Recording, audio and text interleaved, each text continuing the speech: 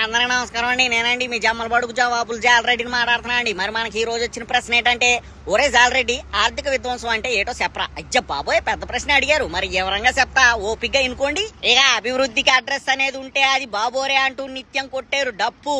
ఇక 2024-25 సంవత్సరం యొక్క రాష్ట్ర లెక్కలు బొక్కలు చూస్తే దొబ్బింది నాకు చిప్పు. ఏదో తేడాగా ఉందేంటి? ఇక ప్రూఫ్స్ తో కొడదామని క్యాగ్ రిపోర్ట్స్ నుండి సేకరించా 2024-25 సంవత్సరం యొక్క ఫైనాన్షియల్ డేటా. ఓ పాలి చూద్దాం మన బాబోరు ఆర్థిక వ్యవస్థపై ఆడిన ఆట. అంటే ఎస్.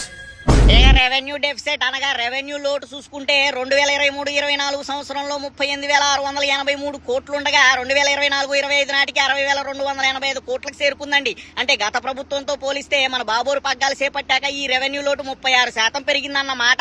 ఇక ఫిజికల్ డెఫిసిట్ అనగా ఆర్థిక లోటు చూసుకుంటే 2023-24 సంవత్సరంలో 62,720 కోట్లుండగా 2024-25 సంవత్సరంలో 81,071 కోట్లుందండి. అంటే గత ప్రభుత్వంతో పోలిస్తే మన బాబోరు అడ్మినిస్ట్రేషన్ లో దాదాపు 23% ఎక్కువగా నమోదైందండి.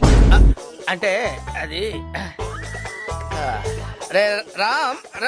ఇక పన్ను యువతర ఆదాయం అనగా నాన్ ట్యాక్స్ రెవెన్యూ చూసుకుంటే 2023-24 సంవత్సరంలో 7,432 కోట్లు రాగా 2024-25 సంవత్సరంలో కేవలం 5,972 కోట్లు మాత్రమే వచ్చాయండి. అంటే గత ప్రభుత్వంతో పోలిస్తే మన విజనరీ గవర్నమెంట్ 19.6% డీ గ్రోత్ లో ఉందన్నమాట.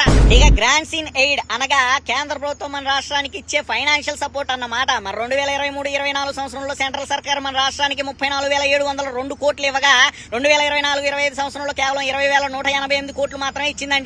అంటే గత ప్రభుత్వంతో పోలిస్తే మన కూటమి ప్రభుత్వం కుర్చీ ఎక్కాక దాదాపు 42% తగ్గించి ఇచ్చిందండి.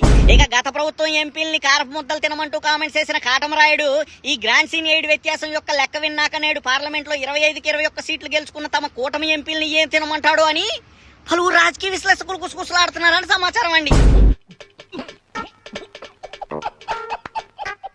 ఇక మన బాబోరు మన రాష్ట్ర ఆర్థిక వ్యవస్థపై చేసిన విధ్వంసపు యొక్క లెక్కలు వివరించేందుకు ప్రస్తుతం సమయం సరిపోవట్లేదండి. మరి కొన్ని లెక్కలు బొక్కలు పార్ట్ 2 లో డిస్కస్ చేద్దాం. మరి ప్రస్తుతానికి ఉంటాండి మరి.